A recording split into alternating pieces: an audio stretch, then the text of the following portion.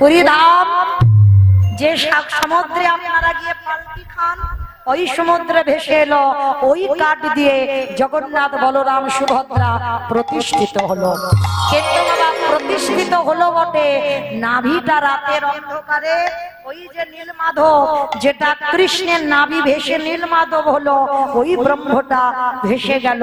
প্রচার পাবার জন্য জগতে যাতে ভক্তরা আমায় দর্শন পায়, তার জন্য ওই সমুদ্রে ভেসে এলো, অন্ধকারে দৈববাণী হলো। যাও রাতের অন্ধকারে দেখবে স্বর্ণ ভান্ডারে একটা নাভি আছে, ওটা হলো কৃষ্ণের নাভি। এই যে জগন্নাথ বলরাম সুভদ্রা প্রতিষ্ঠিত হয়েছে, জগন্নাথের নাভিতে কৃষ্ণের নাভিটা প্রতিষ্ঠা করে। তবে মনে রেখো, যে ব্যক্তি প্রতিষ্ঠা করবে, যে ব্রাহ্মণ, তার মাত্র 3 দিন আয়ু। 3 দিন পর তাকে ইহলোক হতে পরলোক যেতেই হবে। আজও কথিত আছে বাবা, 12 বৎসর অন্তর জগন্নাথের কাঠ বদলানো হয়, আবার নাভিটা বের করা হয়। যে ব্যক্তি নাভিটা প্রতিষ্ঠা করবে, 3 দিন পরে তাকে চলে যেতে হবে। কেন হবে? এটাই কারণ আপনি যদি কৃষ্ণের নাভিটা হাতে ধরেন, অহংকার আসবে না? কোনো না কোনোদিন তো কারোর কাছে গল্প করবেন যে আমি কৃষ্ণের নাভি হাতে পেয়েছি, কৃষ্ণের নাভি হাতে ধরেছি। ভগবান বললেন ভক্তের মনে যাতে এই অহংকারটা না আসতে পারে, তার জন্য 3টে দিনে এই ধরাই তাকে রাখবো, তারপরে তাকে আমি আমার করে নেব। নিতাই গৌর প্রেমানন্দে হরি বল, হরি বল। তাহলে প্রকৃত ভক্ত যদি ভগবানকে চায়, কাই মনোভক্তকে যদি কেউ চায়, সাক্ষাৎ ভগবান আমার তার হাতেই ধরা। দেখেন ধরা দিল না, যে জরাবাদের তীরে মরলো, সেই জরাবাদ সমররাজ হয়ে গোপনে একা সেবা পূজা করলো। আবার সেই নীলমাধব জগন্নাথ হয়ে সমাজে সবাইকে দেখাবার জন্য পুরী ধামে উড়িষ্যায় প্রতিষ্ঠিত হল। তা আজকে নারদ মুনি বলছে, ঠাকুর সব আমি বুঝলাম, কিন্তু দুর্যোধনের যে অহংকার আছে এইটা তো আমি বুঝতে পারছি না। বলে পাচ্ছ না? ঠিক আছে নারদ, আজকে সকালবেলা তুমি দুর্যোধনের বাড়ি যাবে। বলে বাড়ি গিয়ে কি করব?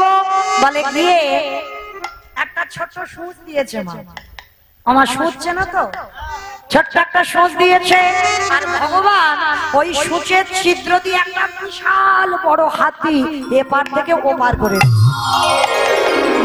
নারদ দেখা মাত্র ছটকে উঠে, ঠাকুর তুমি এত বড় হাতি এপার ওপার করে দিলে? বলে নারদ তুমি দেখেছো তো?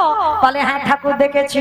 আচ্ছা যখন দেখলে যাও এই কথাটা তুমি দুর্যোধনকে একটু বল।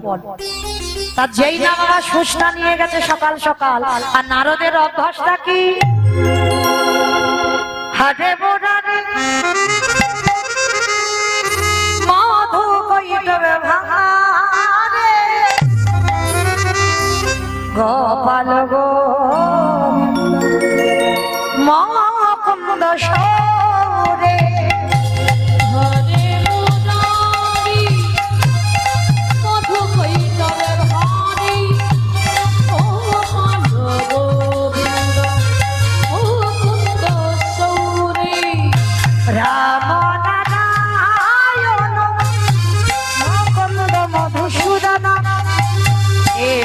সংসার হরে বৈকুণ্ঠ ভাঙামন রাম নারায়ণ মুকুন্দ মধুসূদন এসব সংসারে হরে বৈকুণ্ঠ পাবন যোগে শুনায় কৃষ্ণ ভীষ্ণ নিরাশ্রয়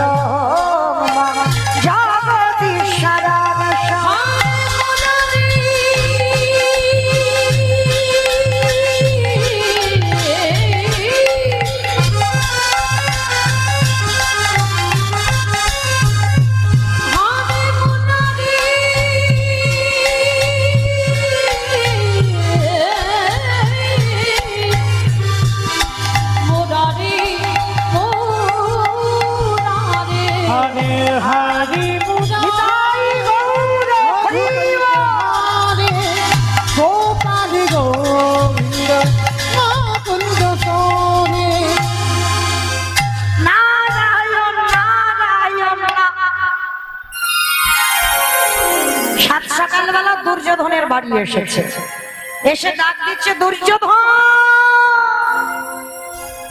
আমাইরা এই জায়গাটা একটু আস্বাদন করবে, যারা যারা একটু বড় লোক হয়, কান কিন্তু আগে মুলে নিচ্ছি, কাউকে উদ্দেশ্য করে বলছি না, একটু বড় লোক হলে পয়সা করি যদি জমা হয়ে যায়, তার কিন্তু ঘুম সকাল সকাল মোটে ভাঙবে না, মানে মোটামুটি 7:30 8টা বাজবে। তা দুর্যোধন আরো বেশি, বাবা বলছে আরো বেশি, কারণ অভাব নাই, শুধু ঘুম চোখটা খুলবে আর ব্রাশটা করে বাজারের ব্যাগটা নেবে, বাজার চলে আসবে, রান্না বান্না হবে, খাবে, আর কোনো চিন্তা নেই। আবার ফেরে দুপুর বেলা ঘুম, আবার সন্ধ্যে বেলা ঘুম, তাদের তো চিন্তা নেই। তার দুর্যোধন অহংকারী ছেলে, একটু বেলা করে ওঠে, আর নারদ মুনি গিয়ে ডাক দিচ্ছে দুর্যোধন, মানে ভোর 4টের সময় গেছে, আর যেই না ঘুমটা ভেঙে গেছে ভোরের বেলা, দুর্যোধন দরজায় এসে দেখছে নারদ। চাও? এত ভোর ভোর আমার দরজায় এসেছে যে বড়, বলো কি চাও? সুসটা বের করেছে নারদ। আমার রেগে যাবে না? একে বড় লোকের ছেলে, কিছু অভাব নাই, সকালবেলা একটা সুচ দেখাচ্ছে, সুচটা নিয়ে বলছে এই দেখো, দেখতে তোমার সাহস তো কম নয়, সকাল সকাল তুমি আমাকে সুচ দেখাতে এনেছো। বলে সুচ দেখাচ্ছি না, এই যেটা দেখতে পাচ্ছ না, এই যে ছিদ্রটা দেখছো, আমার কৃষ্ণ এই সূচের ছিদ্র দিয়ে একটা বড় হাতি এপার থেকে ওপার করে দেয়।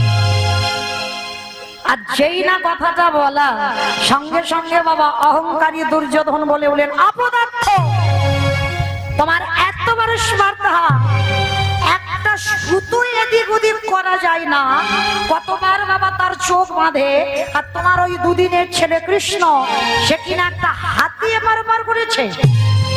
ওই গল্পটা তুমি ভোরবেলা আমার ঘুম ভাঙিয়ে বলতে এসেছো? এই কে আছিস দাঁড়ি প্রহরী, এক্ষুনি গলা ধাক্কা দিয়ে কে বের করে দে। নারদ মুনি কোন রকমে প্রাণ ভয়ে বাবা বাড়ি থেকে বেরিয়ে গেছে, ভগবানের কাছে গিয়ে মাথাটা নিচু করে দাঁড়িয়ে আছে। কি ব্যাপার নারদ, মুখটা মলিন কেন? বলে ঠাকুর বিশ্বাস করলো না। বলে ঠিক আছে, করিনি তো কি হয়েছে, এবার তুমি যাও একবার পাণ্ডবদের কাছে ঘুরে এসো। বলে ঠাকুর আবার যদি মেরে তারা করে, বলে অসম্ভব, একবার যাও গিয়ে দেখে এসো। ভোরবেলা পরের দিন ভোর 4টের সময় পাণ্ডবদের দরজায় গেছে। আর বাবা যারা ভক্তি জগতে নেমেছেন, তাদের ঘুম ভোরবেলা ভাঙবেই ভাঙবে। সারাদিনের সেবা পূজা করবে, জানা তৃপ্তি পাবে, ভোরের বেলা যখন মঙ্গল আরতি হবে, এর মতো তৃপ্তি আর কোনো সময় পাবে না। সারাদিনে যত আরতি করো, যত খেতে দাও, কিন্তু ভোরের আরতির মতো শান্তি, ভোরের পরিবেশের মতো আর ভোরের বেলা সেবা পূজা করে যত তৃপ্তি পাবে, ওটা কোনো সময়ই পাবে না। আর পাণ্ডবরা এরা তো কৃষ্ণ ভক্ত, প্রত্যেকেই এরা ভোরবেলা ওঠে। আর 4টের সময় নারদ মুনি গিয়ে ডাকছে, অর্জুন, ভীম, নকুল, সহদেব, যুধিষ্ঠির। যেই না ডেকেছে বাবা, সবার প্রথমে মধ্যম পাণ্ডব ভীম দরজা খুলেছে। আহ্বানটা দেখো, নারদ মুনিকে দর্শন করে ষষ্ঠাঙ্গে মাটিতে দণ্ডবত প্রণাম। মায়েরা মনে রেখো, তোমরা যেন কোনোদিন শুয়ে পড়ে দণ্ডবত প্রণাম করো না, খবরদার, খুব অপরাধ। অনেক মায়েরা জানে না বাবা, করে ফেলে, দেখেছি মাটিতে শুয়ে পড়ে দণ্ডবত প্রণাম। ওগুলো আমাদের নারী জাতিদের নয়, ওগুলো পুরুষদের। পুরুষদের মাটিতে শুয়ে পড়ে দণ্ডবত প্রণাম করতে হয়, আমরা নারী জাতি, আমাদের পঞ্চাঙ্গ প্রণাম করতে হবে। মাটিতে হাঁটুটা রেখে মাথাটা ঠেকিয়ে হাত দুটো মাটিতে ঠেকাও, এই পঞ্চাঙ্গ প্রণাম, 5টা অঙ্গ ঠেকিয়ে প্রণাম। আর পুরুষেরা ষষ্ঠাঙ্গে দণ্ডবত শুয়ে পড়ে প্রণাম। তো এই যে যখনই ভীম দণ্ডবত প্রণাম, আর প্রণাম করতেই বাবা নারদ মুনিকে প্রশ্ন করছে, মনে আজ আমাদের সকালটা খুব ভালো যাবে, কারণ আপনার মতো মুনি বদন দর্শন। আগের দিনের ব্যবহার পরের দিনের ব্যবহারে তফাৎ দেখেন। মানুষ সবাই, কি বাবা ভুল বললাম? মানুষ সবাই, এখানে সবাই মানুষ, আমিও মানুষ, আমার সম্প্রদায় যারা দাঁড়িয়ে আছে, বসে আছে, সবাই মানুষ। দেখতে হলে হবে না, মানুষের মতো চেহারা, মানুষের মতো দুটো হাত পা হয়েছে মানে মানুষ না। যে ভক্তের হৃদয়ে মনুষ্যত্ব জ্ঞান নাই, যে ভক্ত গুরুজনদের সম্মান করতে জানে না, গুরুজনদের শ্রদ্ধা করতে জানে না, সাধুগুরু বৈষ্ণব চরণে নত হয় না, পিতামাতাকে শ্রদ্ধা ভক্তি করে না, তাকে বাবা সমাজ মানুষ বলে গণ্য করে না। শুধু লেখাপড়ার ডিগ্রি তৈরি হলে তাকে মানুষ বলে না। আগে তোমাকে মনুষ্যত্ব জ্ঞান অর্জন করতে হবে, তবেই তুমি মানুষ হবার যোগ্যতা অর্জন করবে। যেই না বাবা দণ্ডবত প্রণাম ভীম, নারদ তো চমকে উঠেছে, এদের স্বভাব কেমন আর ওদের স্বভাব কেমন, একই বংশের ছেলে কিন্তু কত পরিবর্তন। এইবার নারদ মুনিকে দেখে ভীম করজোড় করে বলছে, আসুন বসুন আগে, তারপরে আমি কথা শুনবো। না ভীম, বসবার টাইম নেই, একটা কথা বলবো বলে এলাম। কি কথা? এই যে সুচটা দেখতে পাচ্ছ? বলে হ্যাঁ। এই যে ছিদ্র দেখতে পাচ্ছ ছোঁচে? বলে হ্যাঁ। বলে জানো, ওই ছিদ্র দিয়ে কৃষ্ণ একটা বড় হাতি এপার থেকে ওপার করে। আর যেই কথাটা বলা, আমার ভীম খিলখিল করে হেসে উঠেছে। বলে নারদ, সকাল সকাল তুমি তোমার হাসির গল্প শোনাচ্ছ, কি ব্যাপার হলো? আমি বললাম একটা হাতি ছিদ্রের এপার ওপার হয়েছে, এটা হাসির কথা? বলে হাসির কথা না, হে মনে বল, আমার কৃষ্ণ যদি মনে করে, আমার কৃষ্ণ যদি মনে করে, শুধু একটা হাতি এপারে ওপারে করে না, আমার কৃষ্ণ যদি মনে করে এই গোটা ব্রহ্মাণ্ডকে এদিক ওদিক করিতে পারে, আমার কৃষ্ণ যদি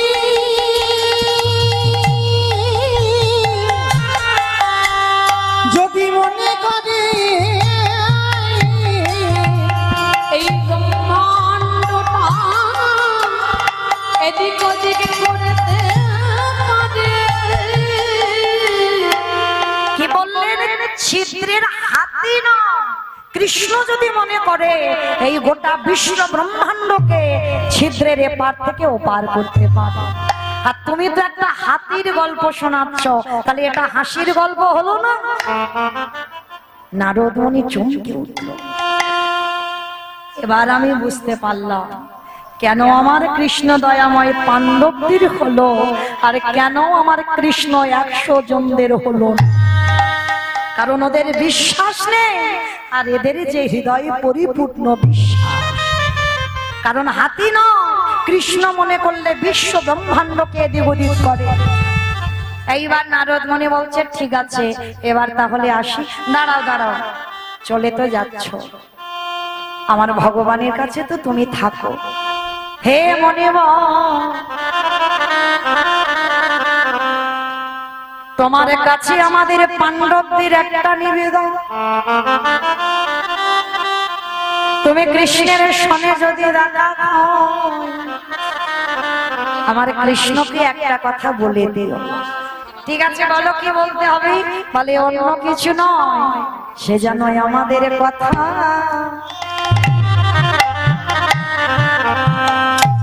যেন ভুলে না।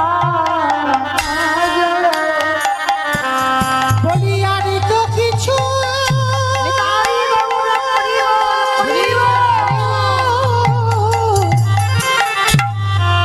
বলি আর তো কিছু চাহি না আমরা, সে যেন আমাদের কথা যেন ভুলে না যায়। আপনারা আমরা তো ভগবানের কাছে চাই, ঠাকুর এটা দাও, ঠাকুর ওটা দাও, ঠাকুর ছেলে ভালো থাকুক, স্বামী ভালো থাকুক, চাকরি হোক, এগুলো চাই। কিন্তু না, পাণ্ডবরা চেয়েছিল কিচ্ছু দিতে হবে না, শুধু যেন কৃষ্ণ আমাদের কথা একটু মনে রাখে। আর আমরা যে কুলেই যাই না কেন, আমরা যেন বদন ভরে ওই গুরু চরণের হৃদয়ে ধরে কৃষ্ণ কারে ওরে কৃষ্ণ রে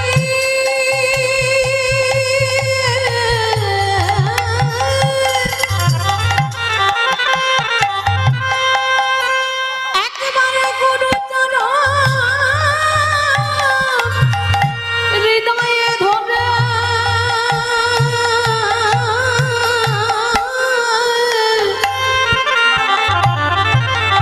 কৃষ্ণ তোমার হলাম বলে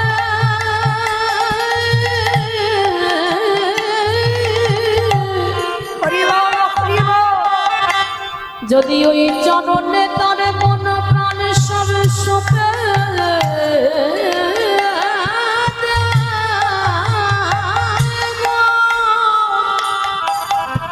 আমার কৃষ্ণ দয়াময়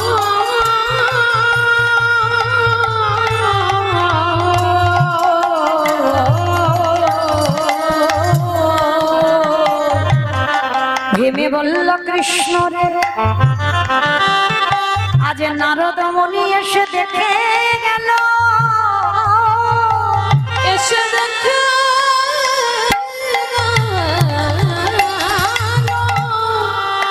আমাদের কাছে তো কিছু নাই কৃষ্ণ ওরে কৃষ্ণ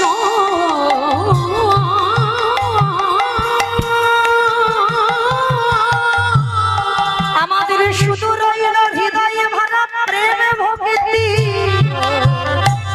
তাই কৃষ্ণ তোর কাছে জানিয়ে রাখলা আমাদের যা যাচ্ছে তাই আমরা তোমায় দিলাম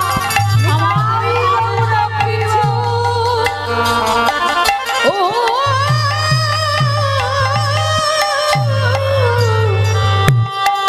নানা আর তো কিছু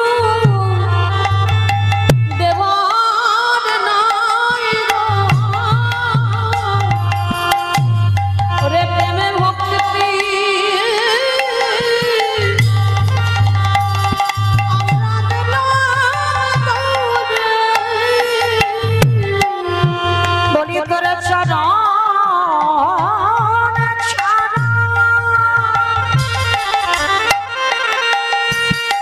ছাড়া করিস না রে আমি আর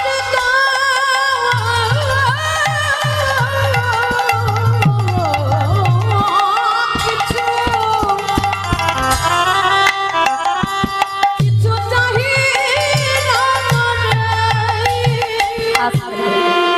সেদিন আমার ভগবান বুঝতে পেরে গেল পাণ্ডবদের ভক্তি ছিল আর 100 জনদের ভক্তি ছিল না তাই আজ নারদ মুনি গিয়ে বলল প্রভু তাহলে যে সম্পদ ধরলে তোমায় পাওয়া যায় আমি নারদ আগত কলিযুগে যাব আমার নাম হবে শ্রীবাস পণ্ডিত প্রভু ওই শ্রীবাস পণ্ডিত হয়ে যেদিন যাব তুমি কথা দাও পৃথিবীতে হাজার লাখ কোটি ভক্ত থাকলেও তুমি কথা দাও আমার আঙিনায় বসে তুমি আমার সামনে তুমি এই হরিনাম সংকীর্তন গাই তাই সেই চৈতন্য মহাপ্রভু একটা দিনে যে দিনটা ছিল বাবা একাদশী তিথি এই যে হরিনাম যজ্ঞ আপনারা করেন আপনারা শোনেন এই হরিবাসর প্রথম শ্রীবাস অঙ্গনে হয়েছিল একাদশী তিথিতে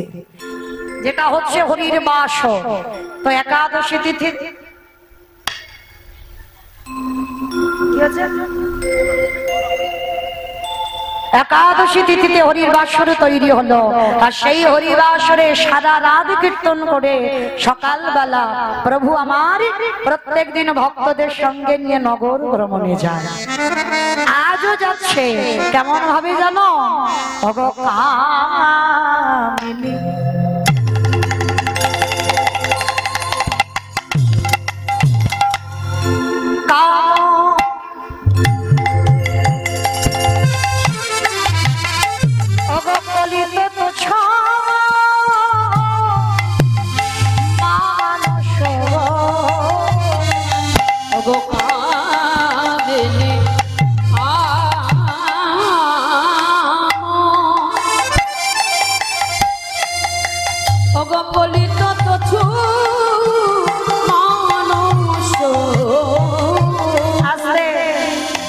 বৈষ্ণব পদাবলী গুলো বাবা আমাদের শুনতে হবে, যাই করি না কেন। যেহেতু অষ্টপল্লী লীলা কীর্তন চলছে তো আমাদের পদাবলী গুলো শুনতে হবে। কামিনী কাম মানে কামিনী মানে নারী জাতি।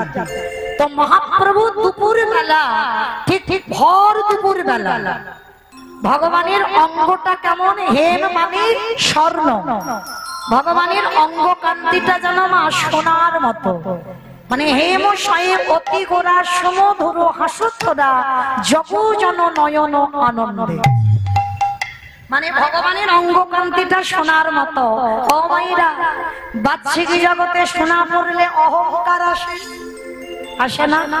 তুমি যদি বাবা সারা অঙ্গে সোনা পরে থাকো, বাহ,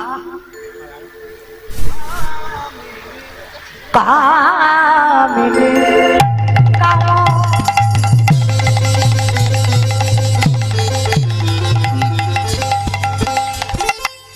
কলিত তুচ্ছ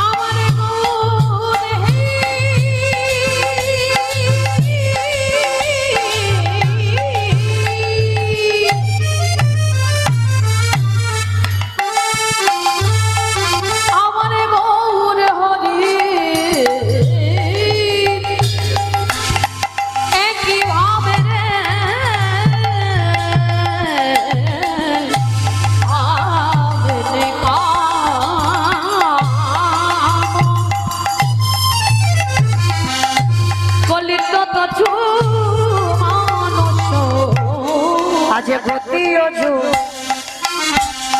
গজজিনী মন্দ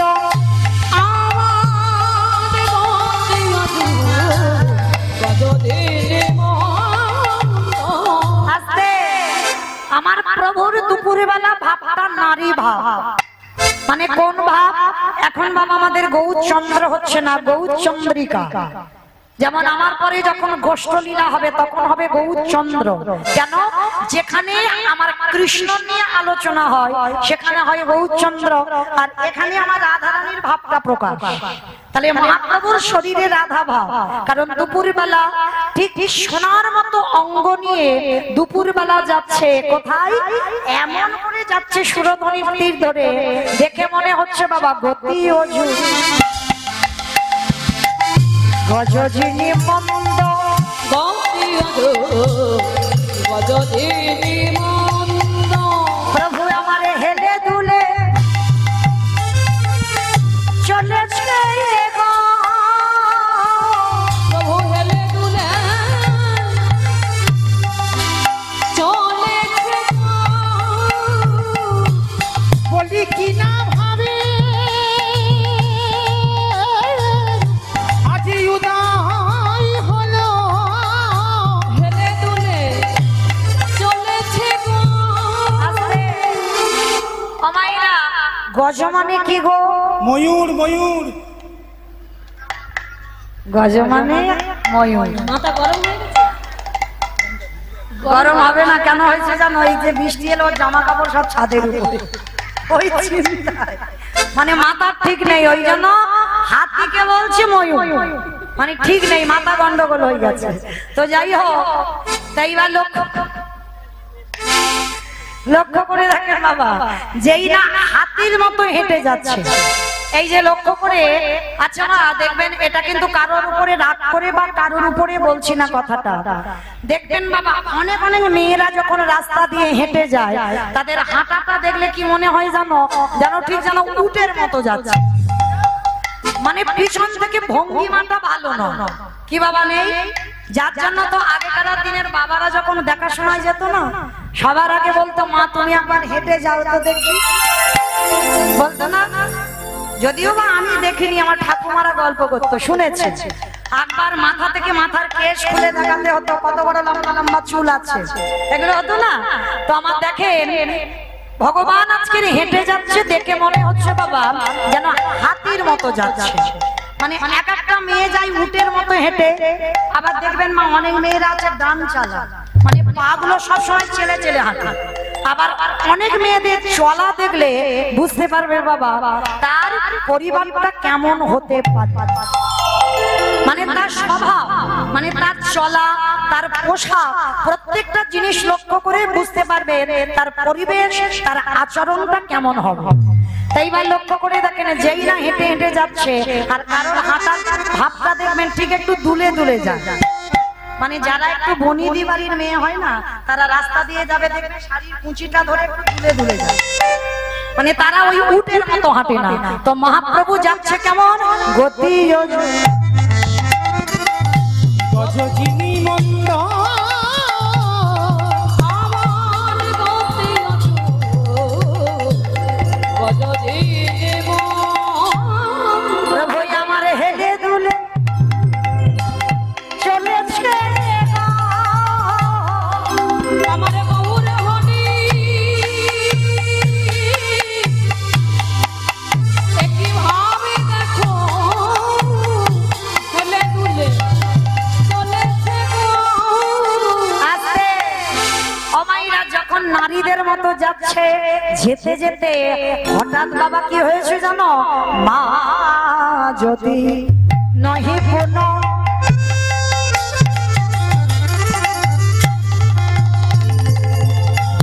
অবসনিয়া আবৃত তনু মা যদি নহে পুন হরি বল হরি বল। বসনেরা তনু আস্তে মানে মা যদি নহি পুন মানে দুপুর বেলা প্রভু যাচ্ছে, বসনে আবৃত তনু মানে মুখটা ঢেকে দিয়েছে, আর দেখে মনে হচ্ছে নারীর ভাব। আর যেতে যেতে বাবা আবার নয় নহি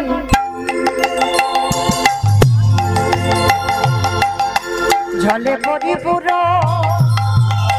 দেখো নয়নে জলে পরিপূর্ণ আজ কম্পল হরিভঙ্গ অনুপম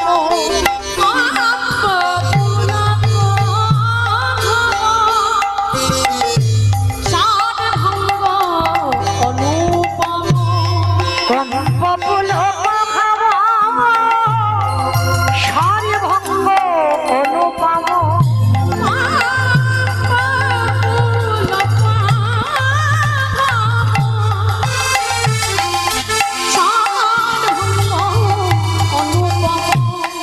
আমার নয় নহি জলে পরিপুর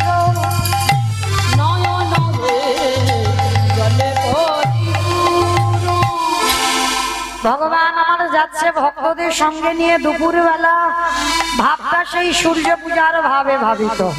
কিন্তু বাবা ভগবান একা তো যাচ্ছে না, আরো ভক্তগণ সবাই পড়ে আছে, সবাই সঙ্গে আছে। তো সবাই যখন সঙ্গে আছে, মহাপ্রভুর একজন পার্ষদ ছিল যার নাম গৌরীদাস পণ্ডিত। বাবা জানেন এই গৌরীদাস পণ্ডিত কে ছিল? আমার ভগবান কৃষ্ণের সুবল, বাহ, সুবল সখা। এই গৌরীদাস ছিল সুবল সখা। আর ত্রেতা যুগে রঘুপতি রামচন্দ্রের একজন ভক্ত ছিল যার নাম হচ্ছে বিভীষণ। আর এই বিভীষণের পুত্র যার নাম ছিল তরণী সেন।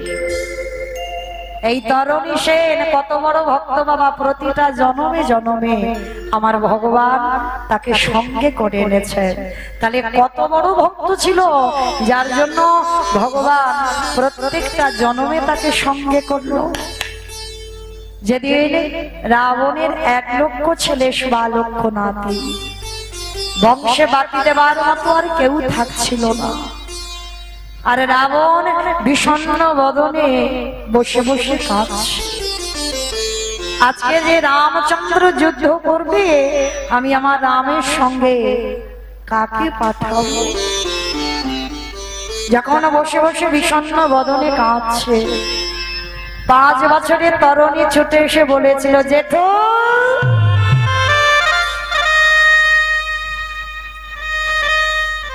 জেঠু আমি আছি, আমি যাব রামের সঙ্গে যুদ্ধ করতে। না তরুণী, তুই যে আমার একমাত্র নয়নের মন, তুই যে আমার একমাত্র বুকের ধন, আমি তোর নামটা রেখেছি তরুণী বড় আশা করি। তরুণী মানে কি বলো তোমার? রাবণ বিভীষণের ছেলেটার নাম রেখেছিল তরুণী, কেন জানো? যেদিন আমার বংশে কেউ থাকবে না, তোর নামের তরিতে করে আমি যেন ভবনদী পার হতে পারি, ওই জন্য তোর নামটা রেখেছিলাম আমি তরুণী। তরুণী বলছে, জেঠু আমি যাব, আমি যাব যুদ্ধ করতে রামের সঙ্গে। না বাবা না, আমি তোকে পাঠাতে পারি না। কেন তুমি পারো না? আমার অন্যান্য দাদারা তো সব গেল, তাহলে আমাকে কেন পাঠাবে না তুমি? ওরে যদি তোর মা সরমা না থাকতো তাহলে আমি তোর অনুমতি দিতাম। এখনো যে তোর মা সরমা বেঁচে আছে। অনেক আগেই বাবা তরুণীর বাবা বিভীষণ ধরা দিয়েছিল, আর আজকে তরুণী বলছে, আচ্ছা জেঠু, আমি যদি একবার আমার মার কাছ থেকে অনুমতি আনি তাহলে তুমি আমায় বিদায় দেবে তো? হ্যাঁ বাবা, আগে তোর মা অনুমতি দেখ, তুই যুদ্ধে যাবি, তাহলে আমি তোকে বিদায় দেব। ঠিক আছে জেঠু, তাহলে তুমি দাঁড়াও, আমার মার কাছ থেকে অনুমতিটা নিয়ে আসি। ছুটে গেছে সরমার কাছে। আর সরমা তখন কোথায়? ঠাকুর ঘরে বসে বসে নিরজনে ভগবানের কাছে জানাচ্ছে, দয়াময় আমার তরুণীকে তুমি তোমার চরণে আশ্রয় দাও, ওকে তুমি জানো চরণ ছাড়া করো না। আর ঠিক সেই সময় তরুণী গিয়ে ডাকছে, মা ও মা। কিরে তরুণী, আমায় ডাকছিলিস বাবা? ও মামা, একটা কথা বলবো। কি কথা রে বাবা? ও মা, রামচন্দ্রের সঙ্গে যুদ্ধে যাবে আর কেউ নেই। ও মামা, একবার তুমি আমায় অনুমতি দাও, আমি রামচন্দ্রের সঙ্গে যুদ্ধ করতে চাই। না না তরুণী, না, খবরদার ও কথা বলিস না। রামচন্দ্রের সঙ্গে যুদ্ধে গেলে কোনদিন তুই আর ফিরে আসবি। আমি তো জানি, আর জেনেই তো আমি যেতে চাইছি। তুমি বলো আমার জেঠুর বংশে তো আর কেউ নেই। মেঘনাদ বধ হলো, ইন্দ্রজিৎ বল হলো, ময়ূরাবণ বধ হলো, সব চলে গেছে। তুমি অনুমতি দাও। তরুণী একেবারে নাশা, দিতেই হবে বিদায়। বেশ, সরমা বলেছিল, তরুণী তবে যাবি যা, তবে একটা কথা দিয়ে তোকে যেতে হবে। অরে তরুণী রে, যতবার রামচন্দ্র তোরে অঙ্গে বানে মারবে, তুই একবার আমায় কথা দিয়ে যা, একবারও তুই রামের অঙ্গে আঘাত করবি না। ওরে তরুণী,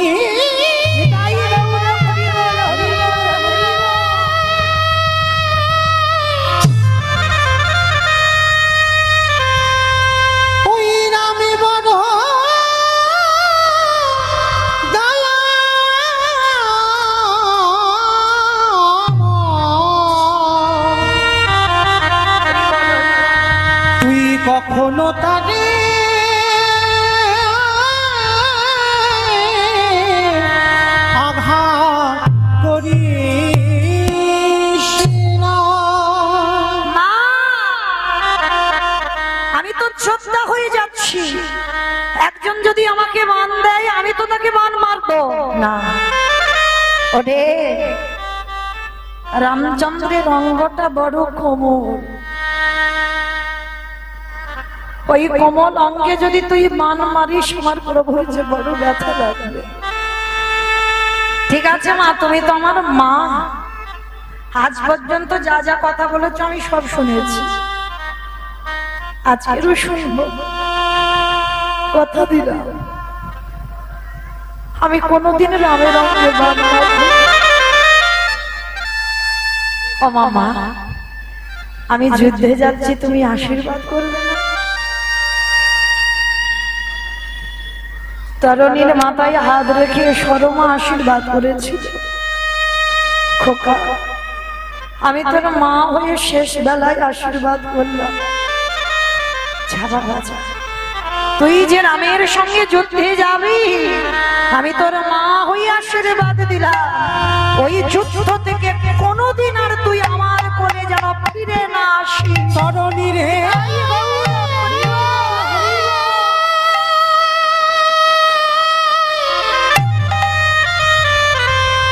তুই যুদ্ধে গিয়ে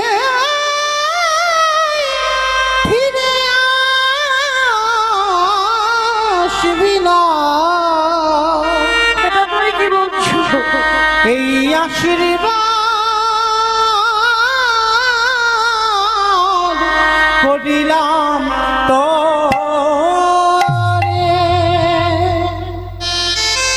আমি তোমার কাছে কোনোদিন ফিরে আসবো না, তার মানে রামের হাতে আমার মৃত্যু হবে? হ্যাঁ বাবা, আমি চাই। আমি তোর মা হয়ে মনে প্রাণে আশীর্বাদ করলাম, কোনোদিন তুই আর এই রাক্ষস কুড়িতে ফিরে যেন না আসিস। ঠিক আছে মা, আমাকে বিদায় দাও। পারবেন এখানে একটা মা ছেলের মাথায় আশীর্বাদ দিতে? খোকা তুই চলে যা, কোনদিন যেন তুই আমার কাছে ফিরে না আসিস। সরমা করেছিল তরুণীর মাথায় হাত দিয়ে। তরুণী আশীর্বাদটা নিয়ে ছুটে চললো জ্যাঠামশাইয়ের কাছে। জেঠু, জেঠু, আর যুদ্ধে যাবে মা সাজিয়ে দিয়েছিল তরুণী। কি করে জানো? আর যারা যুদ্ধ করে বাবা তাদের রণসাজে সাজতে হয়, কিন্তু তরুণীকে সাজিয়েছিল, সর্ব অঙ্গে লিখে দিয়েছিল রাম নাম। রাম নামের মণিহার গলা, রাম নামের নামাবলী গায়। রামচন্দ্রের বেশি সাজিয়ে দিয়েছে। জেঠুর কাছে গিয়েছে, জেঠু আমার মা আমাকে অনুমতি দিয়েছে, আমি রামের সঙ্গে যুদ্ধে যাবে, তুমি আমার এবার অনুমতি দাও। রাবণ দেখা মাত্র চমকে উঠেছে।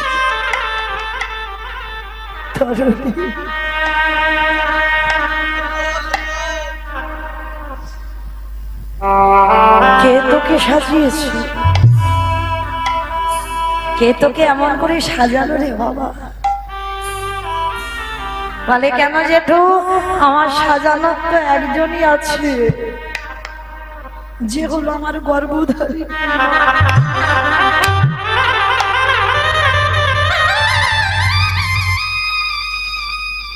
রাবণ বলেছিল, তরুণী তোর মা যদি আমার ভাতৃবধূ না হতো, আর আমি যদি তোর মায়ের ভাসুর না হতাম,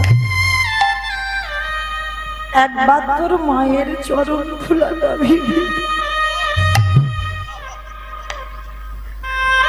নিয়ে বলতাম, সরমা তোমার মতো মা আমি জগতে কোনোদিন দেখি।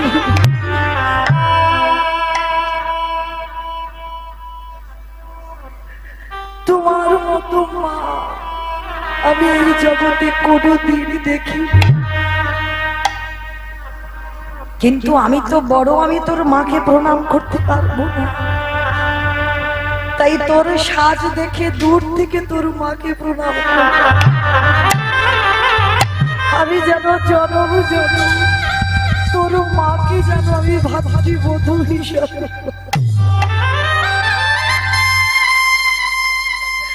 সরমার মাথায় হাত দিয়ে বলল, যে আশীর্বাদ করেছিল তরণীকে, সেই আশীর্বাদ রাবণ তরণীর মাথায় হাত দিয়ে করল। তরণী, আমি তোর জ্যাঠামশাই হয়ে এই প্রথমবার তোর মাথায় হাত রেখে বর দিলাম। ওরে খোকা,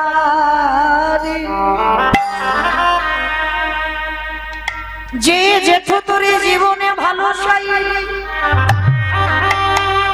সেই জেঠু প্রথম আমারে আশীর্বাদ দিল। কালে যাবে নামের শনে যুদ্ধ, আমি তোরে জেঠু হয়ে আশীর্বাদ দিলাম যেন কোনোদিনই এই রাক্ষস কুলি দিয়ে আর ফিরে না। ওরে তরণী,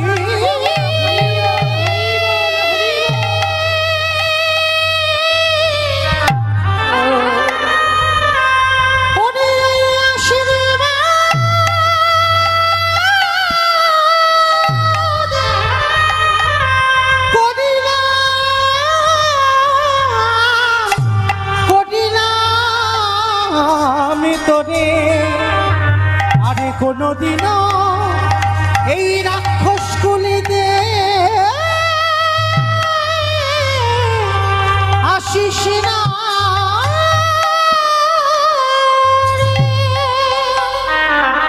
রাবণ বলল, তরণী আশীর্বাদ দিলাম ওই রামচন্দ্রের সঙ্গে যুদ্ধ করে কোনোদিন। তরণী আনন্দে লাফিয়ে উঠল, জ্যাঠামশাই আমার মা যে আশীর্বাদ দিল, তুমিও আমার জেঠু হয়ে সেই আশীর্বাদ।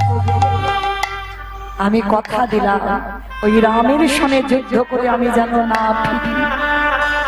ছুটে চলল রণক্ষেত্রে। আর প্রতিদিন যুদ্ধে কে আসবে, বিভীষণ বলে দিত। আজকের যখন বলে দিচ্ছে, যতবার খড়ি পাচ্ছে বাবা ততবার তরণীর নাম উঠছে, ততবার তরণীর নাম উঠছে। রামচন্দ্র বিভীষণকে প্রশ্ন করলো, বিভীষণ আজকের কে যুদ্ধে আসছে বলতে পারবে? যে আমার ছেলে আসছে। বলতে পারছে না যে কে যুদ্ধে আসছে। ভালো করে দেখো, যেই না খড়ি পেতেছে বাবা আবার মুছে দিল, আবার লিখলো, দেখছে তরুণী উঠল। প্রভু আজকের কে যুদ্ধে আসছে আমি তোমায় বলতে পারবো না। ভালো করে দেখো তো বিভীষণ কে আসছে। প্রভু আজকের আমার এই খড়ি পাতায় ঠিক হচ্ছে না। যেই বললো খড়ি পাতায় ঠিক হচ্ছে না, তরুণী আমার নয়নে জলে কাঁদছে ওদিকে যুদ্ধে এসে। আর এদিকে রঘুপতি রামচন্দ্র তরুণীর সঙ্গে যুদ্ধ করে যখনই ব্রহ্মবাণ স্মরণ করলো, আর ওই ব্রহ্মবাণ স্মরণ করে তরুণীর মস্তকটা ছেদন করল। তরুণীর মাথাটা লুটিয়ে পড়লো। বিভীষণ ছুটে গেল, তরুণীর কাটা মুন্ডটা নিয়ে কাঁদছে। রামচন্দ্র প্রশ্ন করলো, বিভীষণে যার মাথা ধরে তুমি কাঁদছো? বলে, প্রভু অন্য কেউ না, এ হলো আমার একমাত্র পুত্র তরুণী। একমাত্র পুত্র তো যেই বলেছে তরুণী। কে বললি? তরুণী। তুমি কেন আমাকে বললি না? যেই না নয়নে জলে বহু হাসিয়ে কাঁদছে, বিভীষণ বলল, প্রভু আশীর্বাদ করো, এই তরুণীকে তুমি জনমে জনমে সঙ্গে নিয়ে আসো। আশীর্বাদ করলো। এই তরুণী হলো সুবল সখা, আর সেই সুবল সখা কলিযুগে হলো গৌরী দাস পণ্ডিত। আচ্ছা, সেই গৌরী দাস পণ্ডিত আরো ভক্তগণ সবাই রইল। বাম ভুজই বসনে মগ ঝাপই, বামে নয়নে ঘন চা, বামে নয়নে ঘন চা,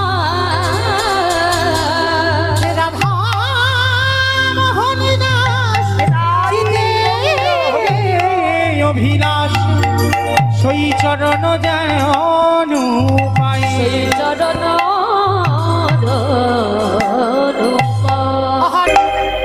চলুন আজকে আমরা একটা ভজন গাইতে গাইতে বৃন্দাবন যাই। তো মাইরা আগে থেকে সবাই বলেন গৌর সুন্দরী কি, সব হাত কই? সব বাড়িতে? আমার বাড়িতে সব চলে এসেছো, আর প্রসাদ গুলো কে পাবে? কই দেখি সবাই আগে হাত দুটো তোলো, তারপরে বলবো। সবাই যারা দাঁড়িয়ে আছেন, যারা বসে আছেন, সবার চরণ ধরে নিবেদন। কই আমার দাদা ভাইরা যারা দাঁড়িয়ে আছেন সবাই এইদিকে একসঙ্গে। ও মা, মাঝে মাঝে ধসে যাচ্ছে না সব তোলো দেখি সব। গৌর সুন্দরী কি, নবদ্বীপের ধাম কি, সচির নন্দন কি, কৃষ্ণ প্রিয়া কি, নিতাই চাঁদ কি, ভক্তবৃন্দ কি, হরিবাস ধাম কি, সাধুগুরু বৈষ্ণব কি, আপন আপন গুরু চরণ কি, হরিনাম যজ্ঞ কি, আজকের আনন্দ কি, নিতাই গৌর প্রেমানন্দে। চলো একটা ভজন গাইতে গাইতে যাই। হরি বল। চলো একটা ভজন গাওয়া হোক, একটু উলুধ্বনি দাও। সুরধ্বনির কিনারায় সোনার নুপুরি দিয়া হয় নাচে না গরি গো সুন্দর গৌরাঙ্গরায়। সুরধনির কিনারায় সোনার নূপুর দিয়া হয় নাচে না গরি গো সুন্দর গৌরাঙ্গরায়। ওই সুরধ্বনির কিনারায় সোনার নুপুরি দিয়া পায় নাচে না গরি গো সুন্দর গৌরাঙ্গরায়। ওই সুরধনির কিনারায় সোনার নূপুর দিয়া হয় নাচে না গরি গো সুন্দর গৌরাঙ্গরায়। নাচে সুন্দর, নাচে সুন্দর, নাচে সুন্দর গৌরাঙ্গরায়, না গরি গো সুন্দর গৌরাঙ্গরায়। ওই সুরধনির কিনারায় সোনার নূপুর দিয়া পায় নাচে না গরি গো সুন্দর গৌরাঙ্গরায়। সুন্দর কপালে, সুন্দর তিলক আস্তে। ও মাইরা, আমি একা যাচ্ছি আর আমার সম্প্রদায় যাচ্ছে, আর কেউ যাচ্ছে না? যাচ্ছো? বাহ, আমার দাদা ভাইরা যাচ্ছে। কই দেখি আর একবার সবাই হাত দুটো তোলো তো দেখি একবার। সবাই একসঙ্গে তালে তালে বলো, তালি প্রত্যেকে কেমন? সুন্দর কপালে, সুন্দর তিলক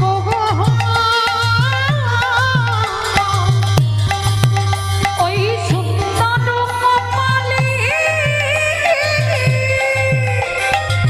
সুন্দর তিলক আহা সুন্দর খান, আহা সুন্দর খান, আহা সুন্দর খান নামাবলি গায়, না গরি গো সুন্দর গৌরাঙ্গরায়। ওই সুরধনির কিনারায় সোনার নূপুর দিয়া পায় নাচে না গরি গো সুন্দর গৌরাঙ্গরায়। নিতাই গৌর হরি বল, হরি বল, হরি বল। সোনারপুরি দিয়া পায় নাচে না গরি গো সুন্দর গৌরাঙ্গরায়। আহা সুন্দর গৌরাঙ্গরায়, আহা সুন্দর গৌরাঙ্গরায়। প্রেম সে বলো রাধা রানী কি। আমার জয়টা কেউ বলছো? এ তো রাস্তার উপরে ওঠেনি, এইটুকু রাস্তা, একটু জোরে দিতে হবে। বলো রাধা রানী কি, বৃন্দাবনেশ্বরী কি, যমুনা মাইয়া কি, নন্দ গাঁও কি, ऊंचा गाँव की, दर्शनवो की, भक्तवृंद की, हरिवासन धाम की, साधु गुरु वैष्णव की, अपन अपन गुरु चरण की, निताई गौर प्रमाण।